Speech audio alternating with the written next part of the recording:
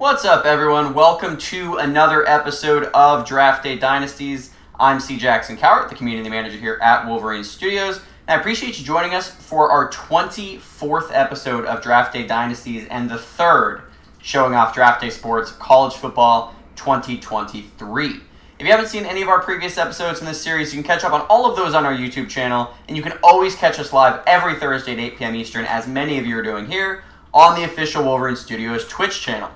2 weeks ago, we kicked off this new series playing College Football 2023, which launched in first access a couple weeks ago and releases in full tomorrow, August 26th. The day is almost upon us, guys. College football is here. You can smell it. You can taste it in the air. College football is upon us. We've taken it a bit slow in this series ahead of the full launch, kind of given some time to work out any kinks there, build out any new features before we dive headlong here into our season. So we'll continue to kind of play that slow pace here. We're going to set the depth chart on the defensive side of the ball in this episode, dive into a bit of game planning, which is one of the biggest areas of improvement and refinement in this year's game. And we'll see if we have time to take a look around the conference and see what we're up against this season. In last week's episode, you guys were a huge help. I repeat, a gigantic help.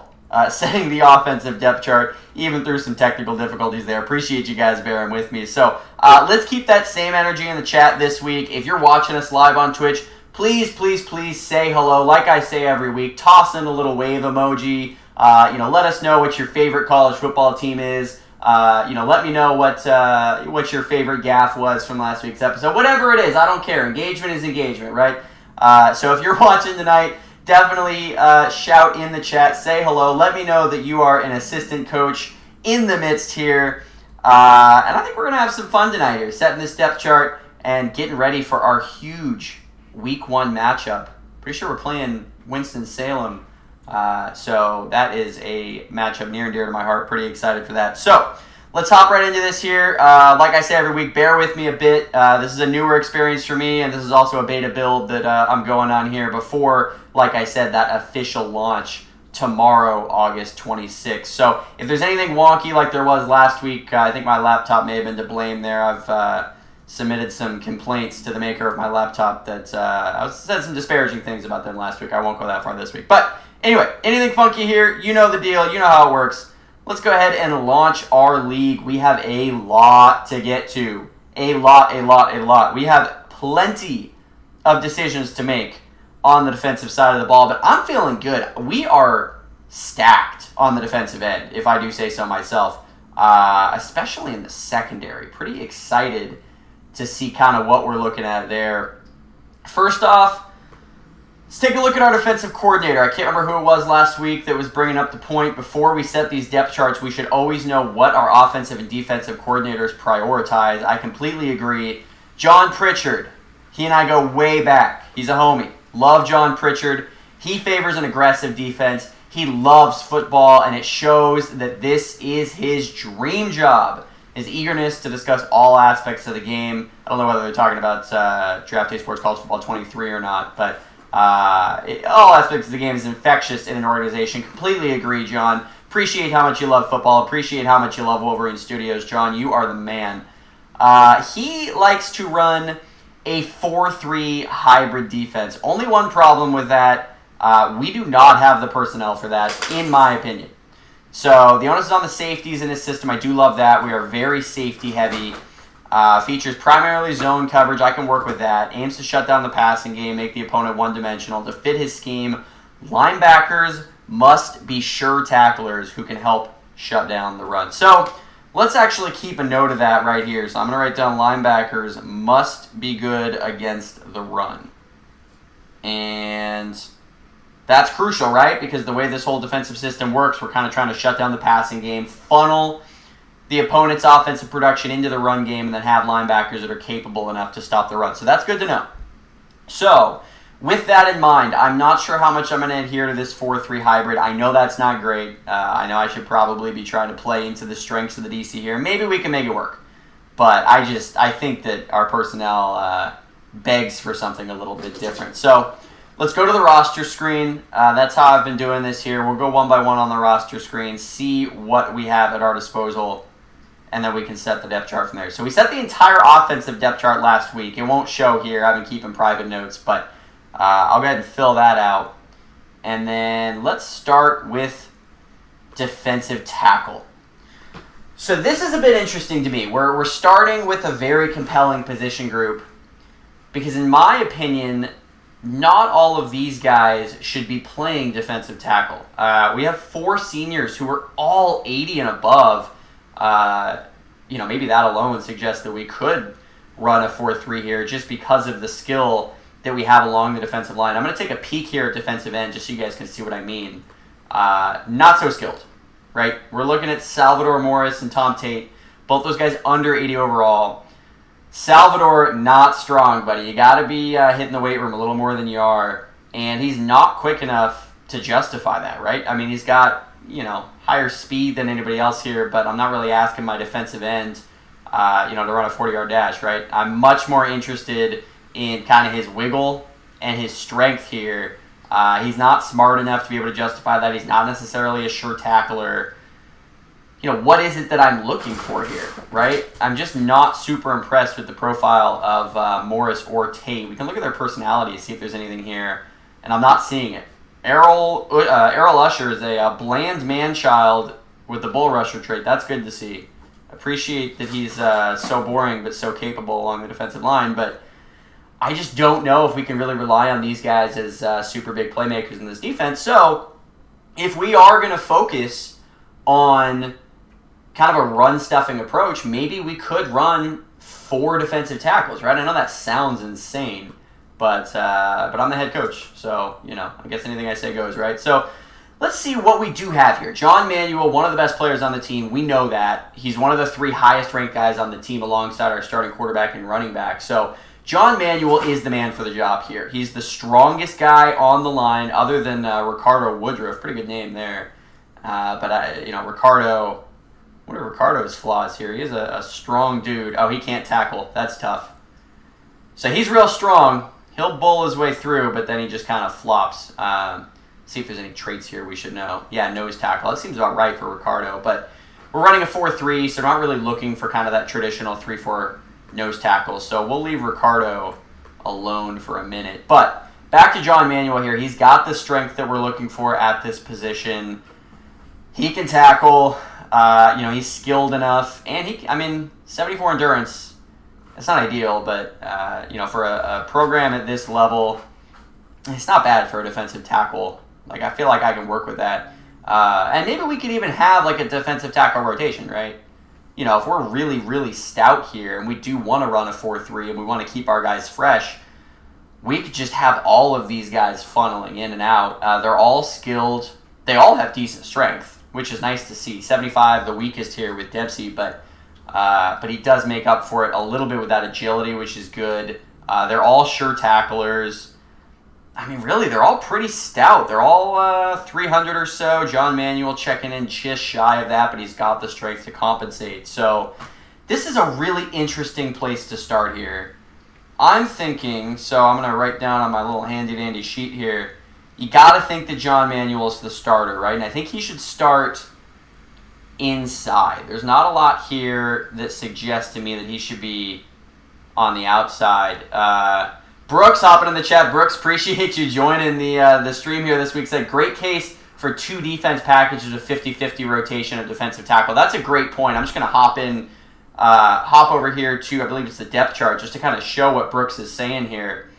So one thing that we could do here, we touched on this either last week or the week before, in terms of the different packages you could do. I was being a little cheeky last week, called this the victory package and the home run package.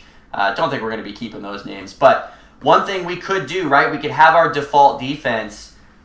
This isn't set, so don't get too married to this for those of you watching from home. But we could have our default defense, and then we could literally just call this one, for example, DT subs, right?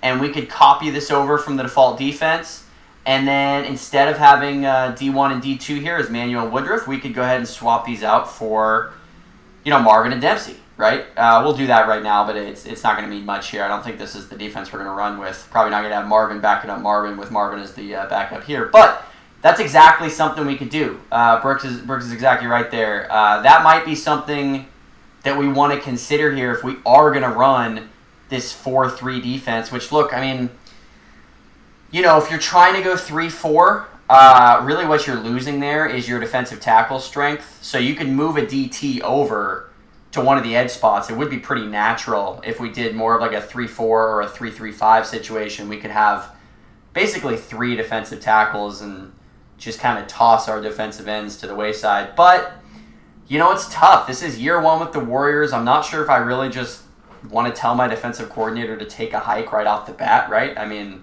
if he wants to run a 4-3 hybrid, an aggressive 4-3 hybrid defense, maybe we should give him the tools to do it. So let's go back to the roster. Let's take a look at our defensive ends, or maybe we'll sort out kind of our pecking order for these defensive tackles here, but I feel pretty good with what we have here at the overall, just because none of them are really separating themselves in terms of height, weight, or strength. They're all pretty identical here. And then you have Paul Dempsey as the one guy who's got a little bit of juice. Seems like he might be a bit more of a pass rusher there. No speed to speak of on any of these other ones. Marvin's a bit smarter than the other guys, but this is not necessarily a position where I'm super worried about these guys getting their diploma, right? I mean, this is no disrespect to the defensive tackles out there. I got a lot of respect for what you do, but I think much more of it is below the neck. So same tackling here, right? And Dempsey's got a little bit of speed there to separate him from the group. I think he's the guy. I think it's Dempsey, and then I think you toss Marvin there as the guy below him. And honestly, I think we just go Herrera, right? Like, these guys separate themselves from the rest. You look down, the rest of the pack here, there is some strength to speak of. These guys are also that 6'4", 6'5", low 300s mold, so I do like that, but we're just really struggling in the tackle department when it comes to somebody like Woodruff. Somebody like Isbell just doesn't know the position, and that's concerning, especially given just how much talent we do have at this position. So really, Goldman's probably the only other guy that would maybe crack this rotation, and he's just clearly worse than the others. So here's what I think we do. We got a bunch of seniors. Not going to worry about redshirting these guys. We have some talent coming through at defensive tackle. I do like, if Woodruff can just get a little bit better as a tackler, I do like him as a potential, run-stuffing guy in the middle. So let's call this Goldman as the 5th one. We'll have Isbell, probably redshirt. I think that's an appropriate move for him. I think Woodruff could really benefit from a redshirt year as well. So we'll go ahead and do that there. And then Ted Sullivan, you're just not really ready to play football yet, Ted. You're a little shrimp. I mean, that is not strong enough to be playing defensive tackle for the Warriors. So Sullivan, also a redshirt. Perfect. Got that down. Let's check out the defensive ends and just let's answer this question along the defensive line, right? Of what do we want to do? So we do want to stop the run. That's important. That's important to our defensive coordinator. That is an emphasis here. But we got to rush the passer too. And ideally, I would love for that to come from the edge. It doesn't seem like our outside linebackers are really going to be asked to do that in our scheme. We kind of need linebackers that are more run stuffing. So if we are going to rush the passer, it probably is going to have to come from this spot. So I'm looking right now at Salvador Morris. I know kind of criticized him earlier for having that low strength, and I'm still not very enamored with that. But he is somebody that can kind of get around the edge here. He has that 67 speed. We'll take a look at his profile here. Competitive dude, high work ethic. I do like to see that. Good disposition. So that's encouraging at the very least. The fact that this guy does have some competency at linebacker makes me think that there is some pass rushing upside with this guy. We're certainly not going to ask him to be a linebacker, but he's definitely smaller, than our defensive tackles were. So makes me think that he could be a decent edge rusher, and emphasis on the decent. I'm not really counting on a 10-sack season here from Mr. Morris, but I think he's probably the starter that we would lean to. And then you go between Tate and Usher. We got to remember, Usher had that bull rushing trait, which certainly factors in here. Especially, he's a stronger guy. He's more agile. The speed's not there, but Tate's not winning any sort of foot races here. He's a better tackler, and really it comes down to he's not as skilled in the endurance, but I'm not super worried about the endurance when we're talking about a competition between two guys, because what if he gets tired, we'll just toss in Tate. So maybe this is, a situation where we put, Usher maybe on the left side of the line. We have Morris coming off the blind side here. We have Usher on the left side. Maybe we try to stack the line a little bit stronger on the right side here to free up Morris a bit. But I'm kind of leaning towards Usher. I think Usher's probably the better bet there. So we'll have Morris as the right defensive end. We'll have Usher as the left defensive end. We'll have Tate coming in as the backup, maybe for both guys.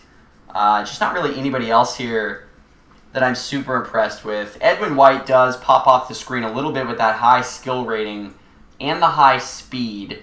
So actually Edwin White might be a decent backup there on that right side to try to rush the passer. So we're going to go with that, and then we just have a bunch of poor seniors, just sad seniors who are probably never going to see the field. I don't know how to break the news to them. Really my only response is learn how to tackle, because none of these guys know how to tackle, and they're not very strong. It almost makes me wonder how they got to this level. So probably not a lot we're going to do here. Leave the seniors here. I'm not really worried about seasoning them for another year. You talk about Van Buren, though, probably somebody that we could consider redshirting. But, these other guys, Davis, Brantley, Spurlock, there's just nothing here with any of them. They're all pretty much the same guy, and that's to say they're not good at all. I would say maybe Davis. Davis probably gets the nod over anybody else. Then maybe Spurlock and Brantley. I'm not impressed with Brantley at all. He's just not really bringing anything to the table at all. So that's what I think that would look like if we want to run traditional here, and I think we probably try to do that for a game or two. I think just out of respect to our defensive coordinator, we see how it goes. If we got a good defense running with everybody in the spot they want to be in, that's great, right? No one's going to want to transfer. The coach isn't going to get mad. Nothing like that. But then if we start to lose some games early on and it seems like our run defense or even just our ability to generate a pass rush seems to be the culprit there, I'm going to be pretty quick to try to move to this 3 or 4 defensive tackle lineup, because that's where our talent is. That's where our personnel is suggesting that we should be playing. So let's keep an eye on that. We'll move on here, but keep your eye on that in particular. So, okay, now we move on to the linebacking core. This is interesting. We don't have a lot of talent here, but it's all young. There's one senior as a part of this entire group, and that's James Stevens, and he does not know how to play football. So I don't know what he's been doing the last 3 years. That is not the skill level that you'd like to see from the only senior on the group. Also, if you try to block him, he's just going to fall over like a dummy, like a doll.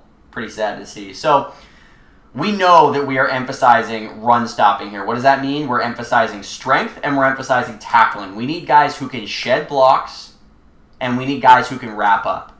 I certainly am going to place an emphasis on intelligence here too. I think that's smart really at any linebacking, any linebacker role. Whatever you want from your linebacker, intelligence should probably be a part of that, because he really is going to be the heart of your defense here. So let's look at what we have in terms of skill and intelligence and tackling and all that. It seems pretty easy to me right here that it's going to be one of these two guys. It's going to be Glover or Stoll. They are the only ones here that have any sort of semblance of skill, which is big. If we're talking about stuffing in the run, right, like we don't want people to be making mental errors. We want them to be where they're supposed to be. It is not that philosophically difficult to stop the run. You just have to be in the right spot and you have to prepare for it.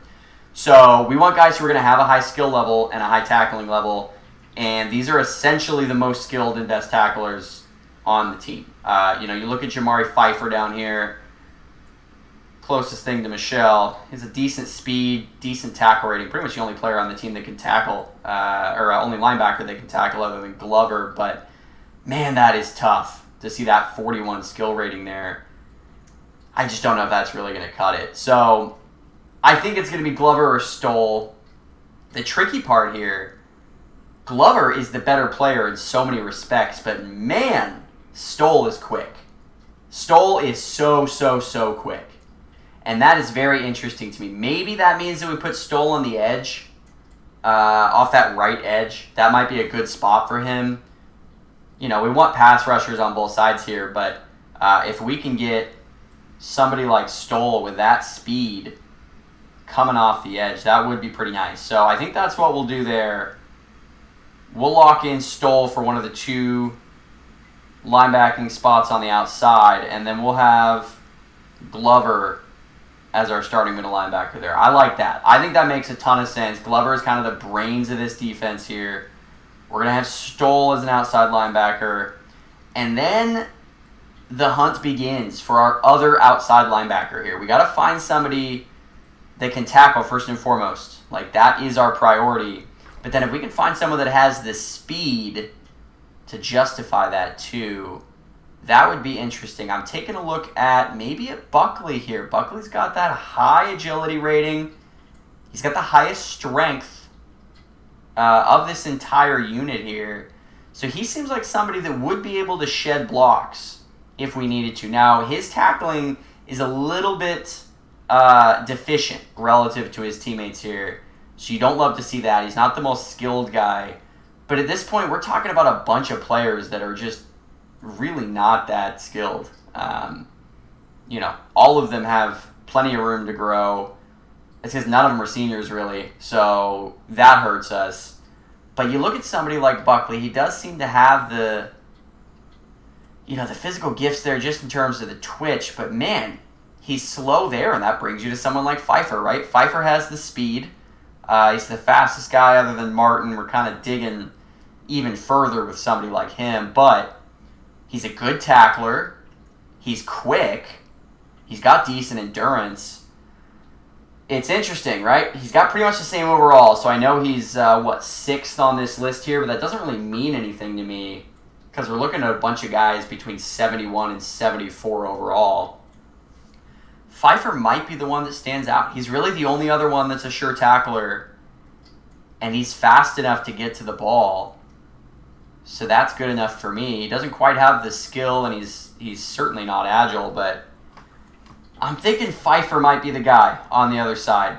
We're gonna maybe have to play with that a little bit. There's a few guys that'll probably be getting time here. Maybe even put some of these guys in sub packages, like Brooks was mentioning earlier. If we can get some packages that we feel like are better, maybe we have Pfeiffer coming in on third downs, or maybe he's the first 2 downs and we have somebody that we feel like is just kind of a designated edge rusher, maybe Buckley, maybe somebody like that. So I think I'm going to stick with Pfeiffer for now. Buckley is somebody that I have my eye on here, so I think he's probably going to be slotted in there. Floyd Brown is not super impressive, but he does kind of check the boxes as we're continuing to go down this list here and get kind of worse and worse players here. Brown and DeVito look almost like the same guy pretty much, except DeVito's a bit faster and has better endurance. Brown's a bit better of a tackler. Honestly, it might be DeVito. Let's do that. DeVito looks like a better player than Brown here. And then once we get beyond that, like we're looking at guys that can't really play, right? Like England and Martin, they have such large deficiencies, such large holes in their game. Martin is quick as heck, but he just doesn't know how to execute the play at all. England kind of knows what he's doing, but he can't really tackle. And then the other guys are pretty much a lost cause. So this linebacking core is tough. Certainly don't want to be putting any more than 3 of them on the field, really ever. So if we can avoid doing that, that would be great. But we'll see. This 4-3 hybrid defense might be a little difficult on the 3 part of it, but we'll see. I don't think any of these defensive ends are really qualified enough to be moved over to the linebacker spot. Yeah, Morris is very lightly proficient at that. Tate's got that 42 skill. That's not much better than what we were looking at. Usher isn't either. Edwin White, he's not really built for the job here. Michael Davis, I don't think it's there. So I think we just got to roll with what we've got. And it's not a lot. Okay, cornerback here. This should be a little bit easier because we have some rising stars here, in my opinion. So you look at somebody like Albert Lund. I was fangirling over Albert Lund a couple of episodes ago because of this ridiculous 91 speed. That is absurd. He's the fastest guy on the team, I think, outside of that one speedy running back that we have. But Lund, he's going to be able to keep up with pretty much any receiver in the country that we're going to go against. I mean, we're not playing the Ohio States and the Alabamas and the LSUs of the world, but, you know, we got a game against South Bend at the end of the year. You know, we're going to be playing some conference games in the Rocky Mountain Conference, which, look, I don't think there's going to be that many receivers that are faster than 91. That's faster than anybody that we have on the team, I think, other than maybe one just kind of straight burner with no hands. So I don't mean that he has no hands. It would be impressive if he did, but that's not what I mean. So I think Lund is probably going to be our number one guy here. You know, comparing him and Alan Amaral, another great name. There's so many good names on that. I mean, look at it. Zeke Forte, he'll get his day. Zeke will certainly get his time. But, you know, you're looking at what you want to value at your cornerback position. Speed is huge. You really want to value speed. They need to be able to keep up with opposing receivers. Agility can be particularly important if you're looking for a slot corner. You know, that's pretty crucial. And then you do want a decent skill level here. You don't want him to get burned on a route. So the bummer is our top two guys are not as skilled there. Nunez is pretty skilled, but he's a pretty weak tackler, and I'm just not sure I feel comfortable playing him over Amaral, but we'll see. I mean, you know, I'm not against running three cornerbacks at different times, you know, in a nickel package or something. Our safeties are so good, though, I think we probably want to do that. But I have Lund as our number one guy. I'm just looking at this board right now. You're hard-pressed to tell me that Albert Lund is not the best cornerback on the team. Can he tackle? No, he cannot. Couldn't tackle a guy in a phone booth. But, man, he's not going to allow that many passes down the field, and that is our goal, right? Our goal is to make the other team one-dimensional, remove the pass game from their toolbox. So I think that earns Albert Lund the top spot. I think we're looking at this number 2 spot here. You know, Nunez does make a compelling case with that high cornerback skill, but really everything else goes to Amaral. Let's look at personality here just to see if there's anything else. There's nothing here. William Ferry's a faithful jock and a fierce competitor. Those two go pretty well together. But there's nothing that, you know, really indicates to me that that we don't just want to go off of our priors with our ratings. And yeah, Nunez, you know, no leadership to speak of there, so not that really matters, but Amaral is a team leader, so can't hurt to get Amaral in that spot, especially because he's a senior. We're looking at Nunez as a freshman here, so let's ride Alan Amaral as long as we can, and then give Charles Nunez some opportunities to make some plays. Maybe we can get him in some sub-packages, something like that, because I do like having a really smart, skilled cornerback there. He is the smartest among this group. He just doesn't quite have the speed there. And then you look at the other three, clearly the next three in terms of the pecking order. Ferry's the only one that could play because of that speed. He has 78 speed. He can be on the field. That's fine. But you look at Calvin Clark and Zeke Forte, I just don't know if they're fast enough to even keep up with some of the receivers that they're going to be going against, especially with both of them being poor tacklers, both of them being really low agility. I don't feel comfortable even playing them in the slot. So I think Clark is a red shirt, and honestly, I kind of think Forte is a red shirt. That's not that good in terms of depth for our corners. We don't just want to go into the year with 4 corners, but you know, we are so strong at safety, and if we got to break a red shirt, you know, I think we can make that work down the line. So I think that's probably what we got to do. We're definitely going to do it for Forte. Clark is a bit more of a question mark. Clark does have that endurance and the skill. Little bit more agile. But man, those are 2 rough football players in terms of what we're looking for. So, okay, let's move to my 2 favorite positions on this entire team. That's free safety and strong safety. Just look at this. Look at this free safety room. This is ridiculous. We have 4 safeties that are all 80 or higher, and they're all pretty dang capable of playing right away here. So let's just start from the top. Raymond Stowe, 90 agility. you want to talk about who are we going to have covering people in the slot? I think we found it, right? I mean, Raymond Stowe is just a stud. Yeah, Brooks saying, oof, 5'8". I don't know if he's looking at Thomas Lawrence here, our 5'8" free safety. You got to be nice to him, Brooks. He's a center fielder. He's not really trying to get in there and tackle, although he is technically our best tackler, so that's kind of rough. No traits for any of these guys, so nothing we have to worry about there. I think that this is probably Stowe's job to lose. You look at him, he's the fastest guy in this room. He's by far the most skilled. He doesn't really have the hands that you would like to see for a potential center fielder, but he's good enough at tackling, right, especially relative to the other options, and he's just agile as heck. So I think that that's our answer there. I think it's got to be Raymond Stowe as our starter back there.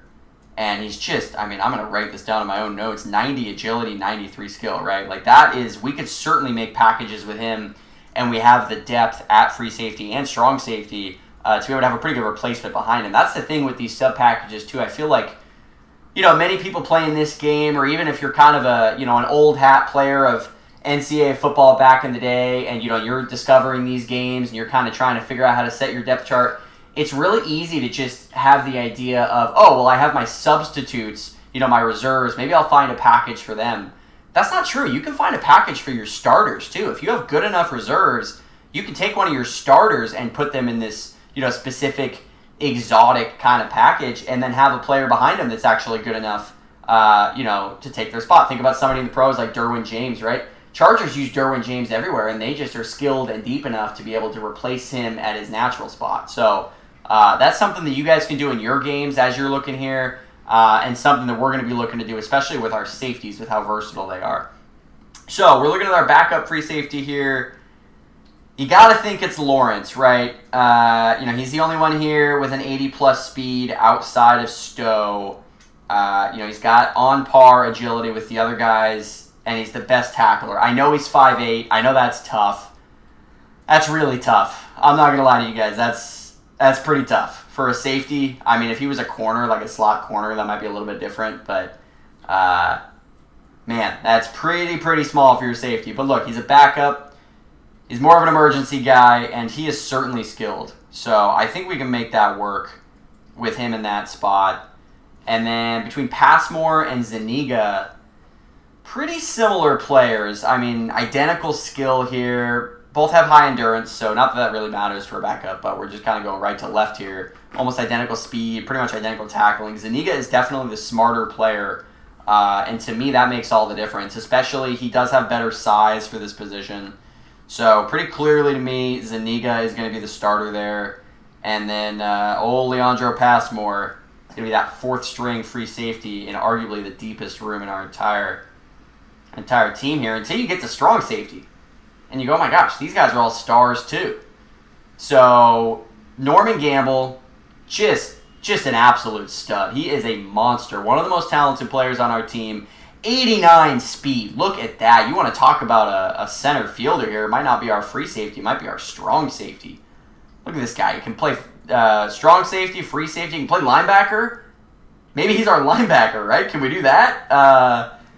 It's not a bad call. If we are going to play 4-3 and we have multiple high-level safeties, I mean, we could just run one of them as our full-time linebacker. That might be something that I mess around with, maybe even a little off-camera, just trying to change all these guys' positions to linebacker for just a hot minute to see kind of where they rank out there, because, especially look at Harry Heath. Harry the Hammer. 80 tackling from Harry Heath. That is certainly interesting to me. 80 agility, 80 tackling, 78 speed, 96 skill. I mean, it's not going to be as skilled as a linebacker, but he's certainly got the talent for it. So Harry Heath's pretty interesting. Very physical guy, obviously, but I just think Norman Gamble back there with that speed, you're gonna have to give him the starting role. So we're gonna give that to Gamble. 89 speed with that 98 skill. Harry Heath, I'm gonna put in my notes here, Harry the Hammer Heath, because he really is. That is the way to describe him. So he's got 80 tackling. Yeah, man. He's interesting. He's very, very, very interesting to me. Linebacker, question mark?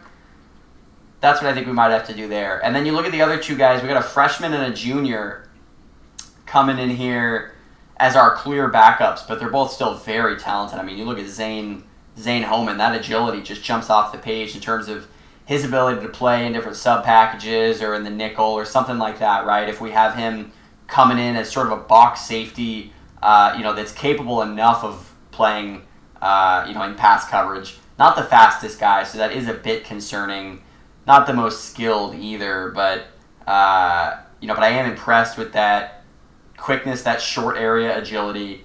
But I think he's probably going to be the backup to Couture. I just think Couture has a better overall profile. He's faster.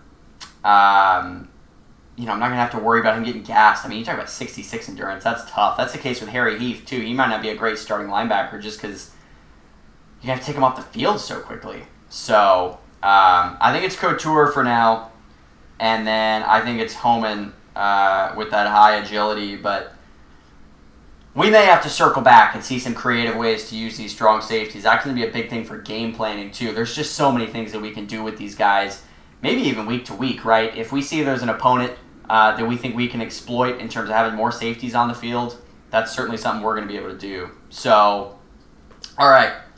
This is what everybody's been waiting for, right? The special teams battles. Here we go. All right, so Daniel Yang versus Randolph the Great Gibson. It's a pretty easy call. I mean, Yang's got a bigger leg. He's more accurate. Gibson's more skilled. I don't know whether that means that he, just knows how to get out there faster, knows how many steps he's supposed to be taking. But I think I'm more interested in Yang here, just because he does have that bigger leg, better overall as a kicker, and he's not gonna get tired. I mean, come on, Gibson, one kick and you're gassed. That's a little embarrassing. So, starting kicker is gonna be Daniel Yang. Pretty easy call for me there, with Randolph the Great coming off the bench. And then at punter, this is where things get very, very interesting. So Craig Moran, maybe Craig Moran, depends on what area of the country he came from. He has got a booming leg. Boom, boom, boom, right? 93 power against 75 power for Jack Foster. That's a significant difference. All right, like that. I'm surprised these guys have the same overall, given that. Foster is the more accurate guy, and we're looking at endurance here again. I mean, it makes sense, right? Moran's kicking it to the moon, and then he's exhausted. But Moran's got the higher skill rating. I'm not entirely sure how much that's going to play a role for our punter here, but it is something to keep in mind. Brooks, I know you're in the chat. Maybe you can even shed some light on kind of what skill rating would mean for us in terms of our specialists, if that's something that we should be taking into consideration in the same way as, say, our a quarterback or a running back or a corner or a safety or something like that. But just from what I'm seeing here, I mean, I'm going to be honest with you guys. I know this sounds a little cocky. I'm not planning on punting a lot. Don't think that that our strategy here for the San Diego State Warriors is going to be to have the best punter in the game. That's not what's going to win us games here. I know it matters. I'm certainly not downplaying the role of a good punter, but I'd like a guy that can just boot that thing down the field, right? So Brooks says 25 points of skill, probably enough to break a tie, but that 93 is a good rating for a punter kick distance. So you heard it from the man himself. When you have that big of a difference in skill rating, you got to pay a bit of attention to that. So I think Craig Moran's going to win that job as the starting punter over Jack Foster. Real tense battle there. It took about 60 seconds to decide. But, maybe we can look at these kickers again, given that kind of skill gap that Brooks was mentioning here. This is a 17-point skill gap. So, maybe this is the case where, we see Yang just shank one, right, that he shouldn't or something like that. But it's tough when he's the better, has the better leg, the bigger leg and the better leg, so to speak. And he's the senior. I think we'd probably redshirt Gibson and give him a year to kind of season his game a bit, let the senior have one last ride. So that makes sense to me. Unfortunately, we're not probably going to be redshirting Jack Foster. I mean, we could, but maybe this is a situation where we have both of them and we use them situationally, right? Like we could have Jack Foster as our punter within the 20s, or not within the 20s, but let's say we're punting from, say, our own 45 or so, which would be kind of a weak move. But this might be a situation where we bring in Foster as kind of our corner coffin kick guy, and we have Moran as the field flipper. Brooks adds, even with the skill difference kicker, I'd still go with the leg and intelligence of Yang. Yeah, I think that makes sense as well. The leg really is a difference there. And I'm not going to redshirt Foster. It just doesn't make any sense, right? If we're looking at two seniors, maybe. But I'm not going to redshirt a senior just for him to lose the job to Moran again next year when I could use them both for different situations. So that's what we're going to do there. And there we go. That is our lineup. I'm feeling pretty good about it. I'm going to go through after this episode and redshirt some of these guys. So we'll do, I'll do some of that officially kind of off camera. And then now that we have this full lineup set, let's just take a look at the strategy screen. I'm not sure how much I'm going to change that much in my personal playthrough here. Just because, I do kind of want to lean on the offensive and defensive coordinator here. That's sort of my play style. I am somebody that leans a bit more into the realism of it. I guess it's probably not surprising that that I'm drawn to these Wolverine Studios games with that being the case. But, but I am the type of person, I do like, if I have coaches at my disposal, I like to be able to use them, right?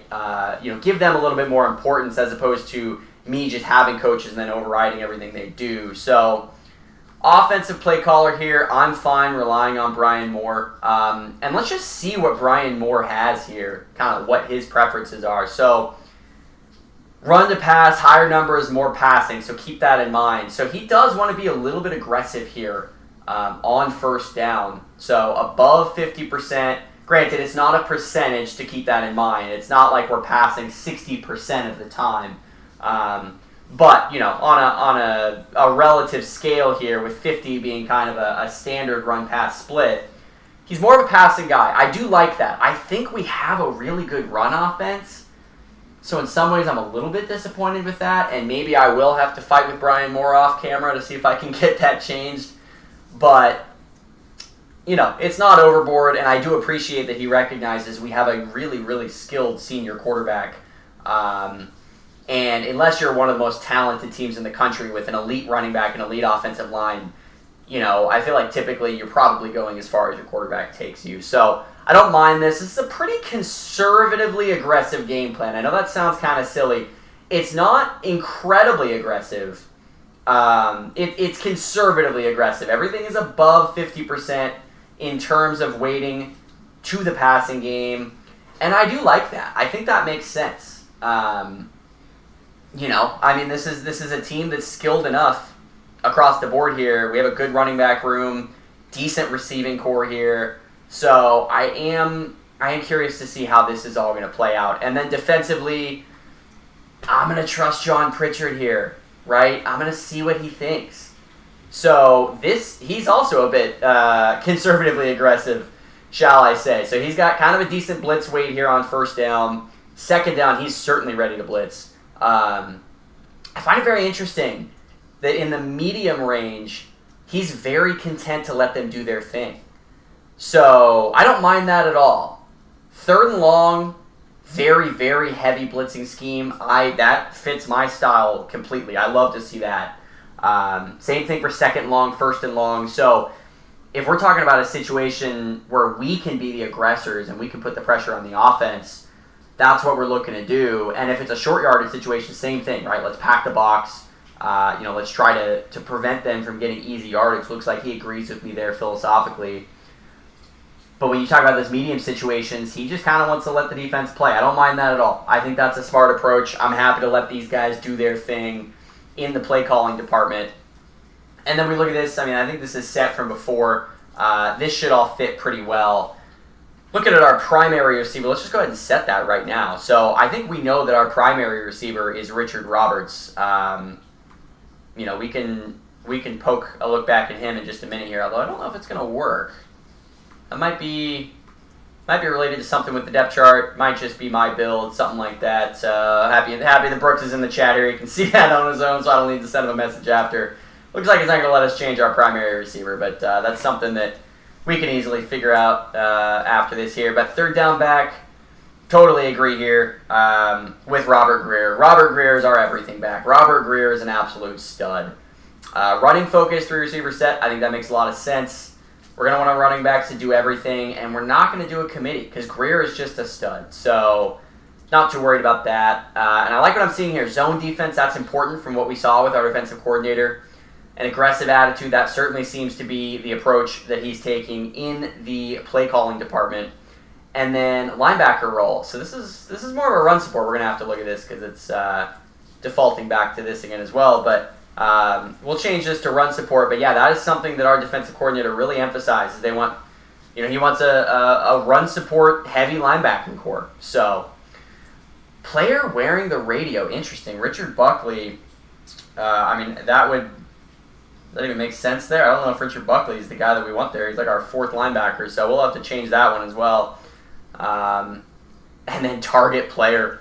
Richard LeBron. I hope we're not playing against Richard LeBron. I think we are. That's probably based on our week 1 opponent there, so that's a little bit scary. But we'll set this energy threshold as well, but I just kind of want to highlight it while we're on the video here.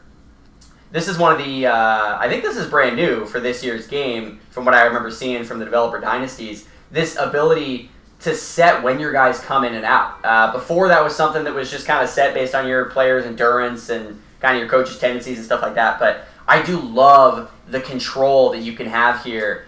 So once it goes below this, they're not going to come back until their energy goes above the minimum. So this is a great way, even if you don't want to have to manually do sub packages, this is a great way to sort of have just default sub packages, right? Basically have a bunch of guys that you're playing out there and you're saying, look, I want healthy, non-fatigued players out there. I want a fresh group. And if you're deep enough like we are at defensive tackle, for example, you could set this even higher. I don't think I'd go any higher than 85 for my personal team. I'm not that talented. But, we could bump this up even a little bit. Again, it's not going to let us do it right now. We might have to do something with creating a new game plan. But, bump this up to 65, something like that, maybe even 70, and just keep fresh legs out there. That's something that I really love, that addition to this game. It's just a small tweak. Like this year's game is full of some big additions, but there's just so many small things like this. I even showed you guys in the training screen, just adding a checkbox to a place to be able to apply a certain training regimen to multiple players across the board. There's just so many little things like that in this game that just make it so refined. And I'm so excited to go through this entire year and have all of these game planning options sort of easily presented to me, right? Very user-friendly, with so much information. It can get so overwhelming at times. You can feel like you're bogged down on all the things that you want to do or feel like you need to do. And I really feel like this year's game does a great job of, letting you do it in a way that's conducive and it's just intuitive. So looking at formations, man, I don't know how much. I do love our fullback, our speedy fullback, but I don't know how much I'm really going to rely on the I formation here. If we do, probably going to be heavy running. I might take a look at this more either in the next episode or off camera. Just looking at these different defensive packages here, seeing what we're doing. I'll have to set these packages, but this is, just the level of detail so you guys can see. Unbelievable. Let's go back, reference back to when we were talking about what we want to do with our defensive tackles, right? And how much we want to bring in our potential backups here. So let's just look at something like this. 4-3 base defense. We can tweak this to see how much we even want to play, the different sub-packages based on the yardage situation. So if we're looking at playing the 4-3 defense and it's a first, second, third, and long situation, maybe that's when we want to bring in our pass rushing defensive tackles, right? We have some of them that are much better against the rush, and so we could set that here. Or we could tweak our safeties and say, look, when we're trying to play in a quarter base or something, this is the amount of time that we want to bring in this specific sub. So you don't even have to do that manually in the game. Like, there's just so many things you can do to control the outcome of the game without actually having to manually control the the outcome of the game, which I think is just a testament to what the devs have done this year, and is really, as I've been poking around, a theme of this year's game, is giving you control without forcing you to micromanage. And I think that's a really special kind of nuanced place to get to with a game that has as much detail as this one. Brooks mentions game planning was updated in a recent build, so that's great to see. So, like I mentioned at the top, I'm working with a bit of an older build, so don't worry about that with your own playthroughs. Play analysis, not going to be relevant for us. We haven't played anybody yet. Custom playbook, I may dabble in that someday, but I don't think that day is going to be today. So, what I want to do in the final 10 minutes here is I want to highlight something that's near and dear to my heart as a media aficionado, if you will, and I know has gotten some time from the devs, has gotten some TLC over the years, but I don't even know if people really realize that all this stuff is here. And that's in the league media screen. So I'm going to take a look here. I'm going to go specifically to magazines. And like, again, I don't know how many of you playing this game even know that there are magazines in here that are updated with what's going on in the season. But let's just take a look at some of these, right? Let's look at the college football preview guide. This is letting us know the top 100 players at every single position. So that's really interesting to see. I'd be curious to see where our quarterback ranks among here. I don't think it's going to be very high. Scrolling down here, I might just have to try to search. I don't know if I want to go all the way through here. See if we can go. See if Taylor's even in here. Probably isn't, right? Yeah. No respect. No respect for our guy. Absolutely appalling there. But conference preview. This is what I really want to see. I want to go to the Rocky Mountain Conference and just see what's going on here. So, we are the San Diego State Warriors. They say that we are right in the middle of the pack here. 5th best offense, 7th best defense. They think that Greer's our best offensive player, Gamble's our best defensive player. I think that's probably appropriate. But man, they have us pretty low here. Behind Boise State, Air Force, Fresno State, Colorado State, and Utah State. Look, I get it, Boise State, that's fine. These are disrespectful. I take these very personally. These teams are not finishing ahead of us in the conference. I'm telling you that right now. That is not going to happen. And then, let's just see what they think of us, right? Let's go down to San Diego State Warriors. Saw the same thing here. They give us a B at quarterback. Come on, I mean, he's an 89. He's a senior. He's a stud. I don't think they've ever seen him play. And then a C pretty much everywhere else. They give us a B at tight end. Shout out to Vincenzo Martel, Mr. Vincenzo, dragging that group up to a B. I don't know if I really agree there. I would think our running backs would be higher rated than that. But you go on defense. They love the strength of our defensive tackle unit, strong safety, free safety, totally agree. But man, this has the look of a real stinker if you have high expectations for this season. 77th ranked offense, 77th ranked defense, 118th ranked special teams. Man, you hear that, Daniel Yang? You hear that, Craig Moran? That is directly at you. That is a shot to your confidence and to your masculinity. So hopefully my guys take this personally here. But I just wanted to show off some of these screens here that you can see. If you want to look at the recruiting preview, which we haven't gotten into the recruiting yet, and we'll dive into that probably next episode or the one after. But man, you can just scroll through and see so much about all these different guys in a magazine sort of media form, if that's your cup of tea. See different news from across the league in terms of guys at spring camp during the season is going to update with big performances and stuff like that, especially in conference. If you're just kind of trying to see who's doing what in your conference, if you're one of the types of players that really immerses yourself in this world that you create. Maybe let's say you download a mod and you're kind of messing with all these team names and logos and really kind of trying to create the college football experience that we see on Saturdays. This is an awesome way to lean into that I think is incredibly underappreciated in these games. All right, but that's what we know about our beloved San Diego State Warriors, is that they are aggressively disrespected as far as the media goes. There is no expectation for us to do anything this year. And I think we're going to surprise some people. I think we got a pretty stout roster here with a senior quarterback, a senior running back, elite safeties, capable receivers. We have some big, strong, fast receivers. Our offensive line, pretty impressed with what we're going to be able to roll out there.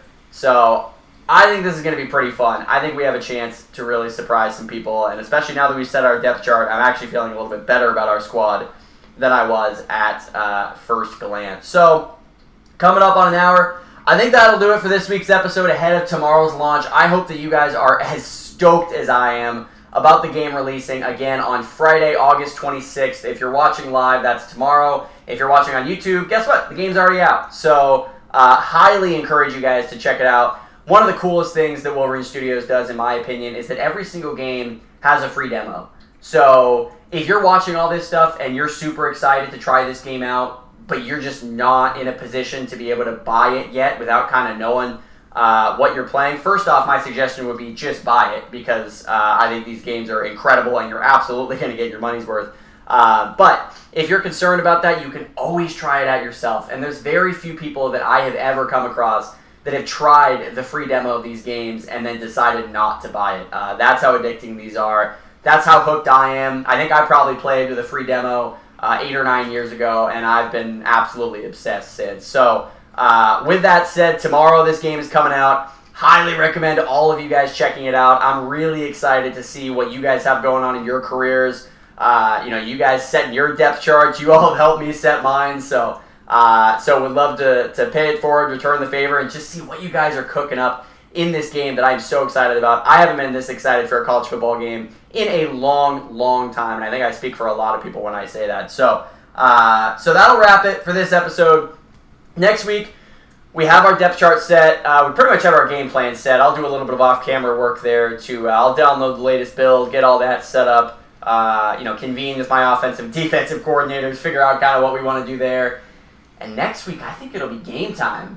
I think it'll be time for us to face off against Winston-Salem after recruiting. And that is, I think, a massive draw for a lot of you guys. I'm pretty excited for it. So we'll set the recruiting board next week, and hopefully we'll have enough time to dive into that week 1 matchup as well. If we don't, that'll be the next week. But 3 things before we go. First off, if you're not already subscribed to the Twitch channel, my question to you would be 2 questions. Why and how long until you are? If you have an Amazon Prime account, you get 1 free subscription every single month just by linking it with your Twitch account. I know somebody subscribed to us last week doing that. Really appreciate them doing that for us. It helps the devs. It helps me out. It helps out really all of us, just a little bit, just to help with the resources to kind of build this community and build out these games to be as impressive as what you're seeing on the screen here. So that's the first thing. If you do subscribe to our Twitch channel, shoot me a message on Twitter or Discord with a screenshot of you subscribing, and I will share with you my secret favorite beach spot in San Diego. That is not something that you guys want to miss.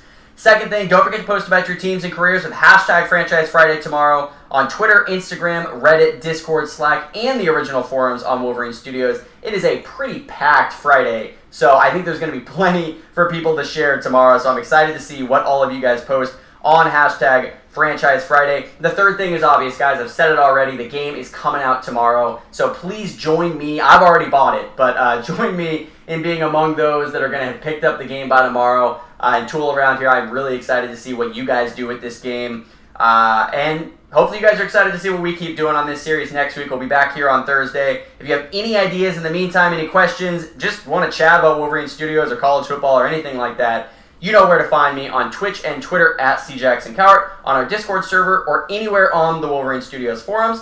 Thank you all for watching, and I'll see you next time.